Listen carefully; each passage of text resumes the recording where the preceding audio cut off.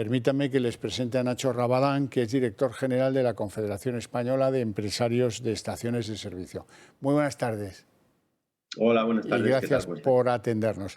Ustedes Gracias. matizan todo eso y dicen que no se ha entendido bien lo que quiso decir la Comisión Europea. Vamos a ver, me gustaría que lo repasáramos. En primer lugar, la Comisión Europea habla de reducir pues un 55% las emisiones de CO2 de los coches y un 50% de las furgonetas en 2030. Y luego es cuando dicen eso del 100% de emisiones cero de coches y furgonetas a partir del 2035. ¿Eso es en lo que ha quedado la cosa desde un punto de vista europeo? Sí, es así. Lo que pasa que esto ya se sabe pues desde más de un año, desde la presentación del famoso paquete Fit for 55. La cuestión no es esa, la cuestión es que lo que se produjo ya bien entrada la tarde del 27 de octubre fue un cambio de criterio muy relevante en el seno de las instituciones europeas. Lo que acordaron el Consejo y el Parlamento fue dejar la puerta abierta precisamente a que puedan seguir vendiéndose coches con motor de combustión interna más allá de 2035, siempre y cuando estos coches funcionen con combustibles neutros en carbono.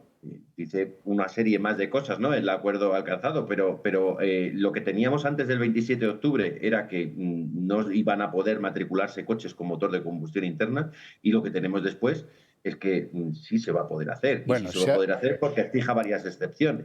se ha abierto una puertecilla, digamos. Ahora me gustaría que me explicara qué son los coches o los combustibles neutros en CO2. Sí, pues hay de diferentes tipos. Pueden ser combustibles sintéticos. Al final, un hidrocarburo, pues con tener hidrógeno y tener carbono, puedes formar una cadena de hidrocarburos. Si ese hidrógeno es hidrógeno renovable y ese carbono lo has obtenido bien capturándolo de la atmósfera, bien recibiéndolo de industrias que son intensivas en la producción de este carbono, pues al final puedes hacer esa cadena de hidrocarburos y tener una gasolina de laboratorio, vamos a llamarlo así. Pero también pueden ser biocombustibles sostenibles, y que puede dar precisamente una oportunidad a nuestros agricultores, uniendo campo e industria y haciendo del biorrefino una opción muy interesante para nuestro país. Podríamos ser una potencia mundial. A día de hoy estamos exportando la mitad del bioetanol que producimos y lo estamos exportando a Francia y no lo estamos utilizando aquí. Estamos esperando a movernos todos en una determinada tecnología, pero normalmente lo perfecto es enemigo de lo bueno es enemigo de lo perfecto. Mientras estamos esperando a que llegue esa panacea, podríamos estar descarbonizando, utilizando más bioetanol en nuestros vehículos y no lo estamos haciendo. Como digo, Por cierto que el bioetanol ya es el primer combustible de vehículos en Brasil desde hace muchos años.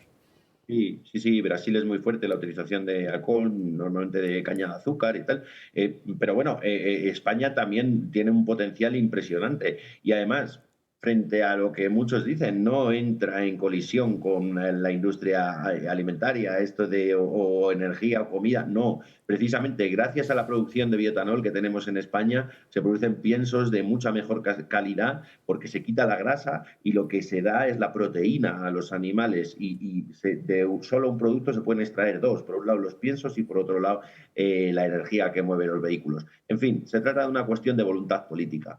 Para nosotros lo relevante fue comprobar cómo la mayoría de los medios de comunicación se quedaron únicamente en un titular. Por cierto, el enésimo del mismo tipo que han publicado, de la Unión Europea, certifica la muerte del motor de combustión, y no ni siquiera le lleva a mucha gente ese comunicado del Consejo Europeo, que a nosotros nos parece muy interesante.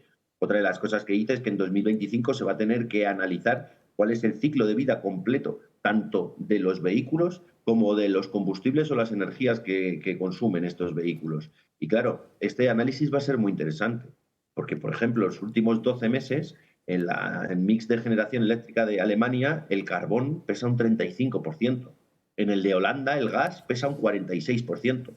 Claro, si nos vamos a estar engañando pensando que porque conduzcamos un coche eléctrico que no tenga emisiones en el tubo de escape, las emisiones de CO2 van a ser menores cuando estamos utilizando fuentes de energía sucias en buena parte de Europa y desde que tenemos esta crisis en Ucrania mucho más, pues es eso, nos estamos haciendo trampas al solitario. Pero nuestros políticos deberían ser valientes y deberían decírnoslo. Y deberían decir, tenemos un problema serio de generación eléctrica.